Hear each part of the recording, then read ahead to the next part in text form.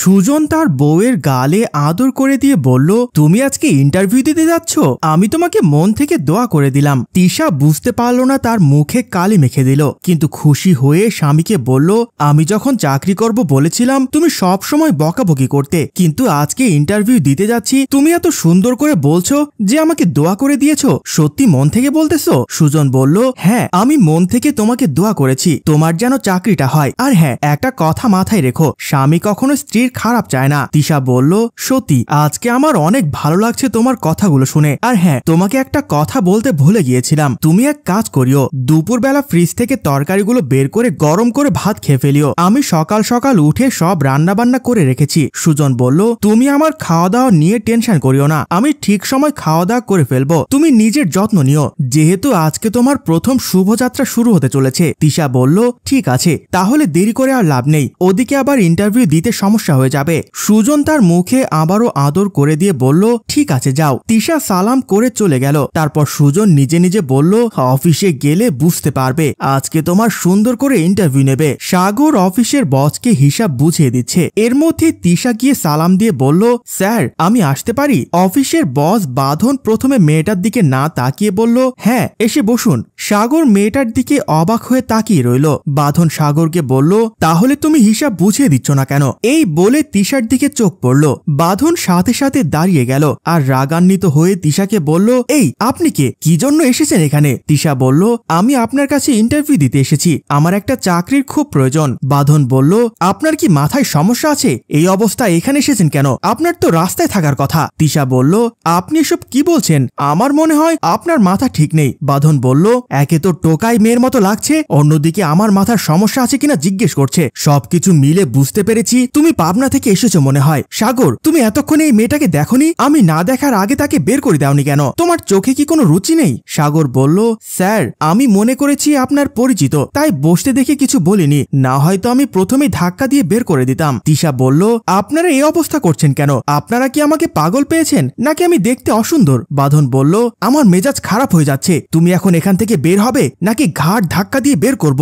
যদি সুন্দরভাবে সম্মানের সাথে বের হতে চাও তাহলে তাড়াতাড়ি বের হয়ে যাও, না হলে কিন্তু তোমাকে ধাক্কা দিতে বাধ্য হব। তিশা বলল, আমি মনে হয় পাগলের পাল্লায় পড়েছি। আর হ্যাঁ, আপনারা যদি এইভাবে অপমান করেন তাহলে নিয়োগ দিয়েছেন কেন? ধুর, বলেই তিশা চলে গেল। তারপর বাঁধন নিজে নিজে বলল, পাগল ছাগল অফিসে ঢুকে যায়, দারোয়ান কি করে তাকে আজকে ধরতে হবে। তিশা বাসায় ফেরার সাথে সাথে স্বামীকে বলল, আমি বাসা থেকে বের হওয়ার সময় কি দেখে গেলাম, অফিসে গিয়ে তারা এত অপমান করলো আমাকে। স্বামী বলল, আমি জানতাম তোমার চাকরি হবে না। তিশা বলল, মানে তুমি কি করে জানলে আমার চাকরি হবে না? সুজন বলল, আমি তো তোমাকে মন থেকে দোয়া করিনি, দোয়া করেছি মুখ থেকে। আমি চাই না আমার স্ত্রী কোথাও গিয়ে জব করুক, তাছাড়া আমার নিজের ব্যবসা বাণিজ্য আছে, এরপরেও যদি স্ত্রী চাকরি করতে যায় সেই স্বামী কি মন থেকে দোয়া করতে পারে? তিশা বলল, আমি একজন সুন্দর মেয়ে, আমাকে যে কেউ চাকরি দেবে, কিন্তু ওরা আমি অফিসে ঢোকার সাথে সাথে এত অপমান কিসের জন্য করলো সেটা তো বুঝতে পারছি না। সুজন বলল, তুমি এখনো বুঝতে পারোনি কেন তোমাকে এত অপমান করলো? ঠিক আছে,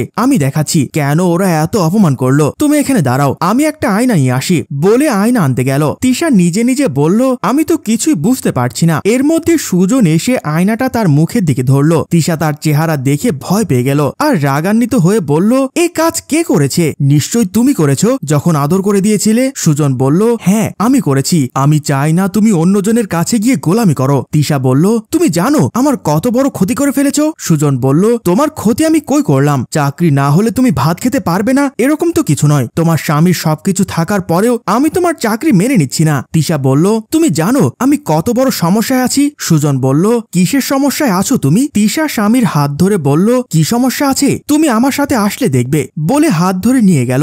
আমেনা বেগম তার ছোট মেয়েকে নিয়ে একটা বাসার বাহিরে বসে আছে। এর মধ্যে তিশা ও তার স্বামী গেল। শাশুড়ি ও শালিকাকে দেখে সুজন অবাক হয়ে তিশাকে বলল, এই ওনারা এখানে কেন, কি হয়েছে তাদের? তিশা চোখের জল ছেড়ে দিয়ে বলল, এজন্য আমি চাকরি করতে যাচ্ছি, ওনারা এখানে তাই। সুজন বলল, ওনারা এখানে আসার কারণ কি সেটা আমাকে বলো। তিশা বলল, আমার বড় ভাই ও ভাবি তাদেরকে বাসা থেকে বের করে দিয়েছে আর ওনারা কোথাও যেতে পারছে না লজ্জায়। একদিকে মেয়ের স্বামী শিল্পপতি, অন্যদিকে ছেলে বিশাল একজন ব্যবসায়িক, সবকিছু মিলে তারা লজ্জায় পড়ে গেল। কিভাবে রাস্তাঘাটে গিয়ে থাকবে, কেমনে ভিক্ষা করবে? সুজন বলল, তুমি আমাকে এই ঘটনা আগে বলনি কেন?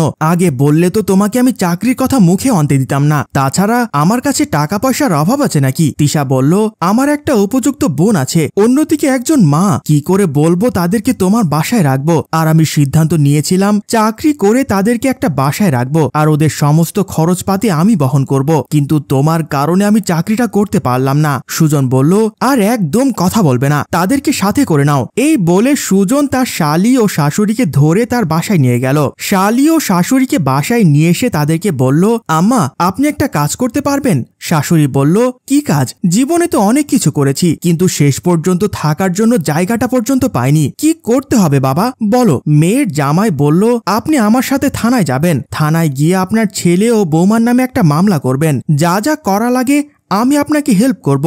শালি বলে উঠল, ভাইয়া আম্মা যদি কিছু না করে আমি আছি তাদেরকে সাহায্য করার জন্য। তিশা বলল, মা তুমি ভাবি ও ভাইয়াকে এমন একটা শাস্তি দেবে যেন আমার অন্তরে শান্তি পায়। সুজন বলল, আর হ্যাঁ শোনেন, আজকে থেকে আপনারা দুইজনে আমার বাসায় থাকবেন, আপনি আমার মা আর ও আমার ছোট বোন, সমস্ত দায়িত্ব আমি নিয়েছি আজ থেকে। শাশুড়ি বলল, ঠিক আছে বাবা, তোমার কথায় আমি একমত, কিন্তু আমার ছেলের কোনো দোষ নেই, সব দোষ হচ্ছে আমার ছেলের বউয়ের, ওর জন্য আজকে আমাদেরকে বের করে দিয়েছে, আমার ছেলেকে কিছু করিও না। সুজন বলল, ঠিক আছে, আপনি থানায় গিয়ে সবকিছু পুলিশকে বুঝিয়ে বলবেন। তিশা মা ও বোনকে স্থান দিতে পেরে সবকিছু মিলে খুশি হয়ে স্বামীকে বলল, ধন্যবাদ, তোমার মতো স্বামী পেয়ে আসলে আমি ভাগ্যবান। দর্শক, তিশার ভাই ভাবিকে কি শাস্তি দিল দেখতে চাইলে দ্বিতীয় পার্ট লিখে কমেন্ট করুন। সম্মানিত ভিউয়ার্স, গল্পটা ভালো লাগলে শেয়ার এবং লাইক কমেন্ট করে জানাবেন। পরিচালনায় আবু সৈয়দ রিয়ান, প্রযোজনায় FA নয়ন চৌধুরী।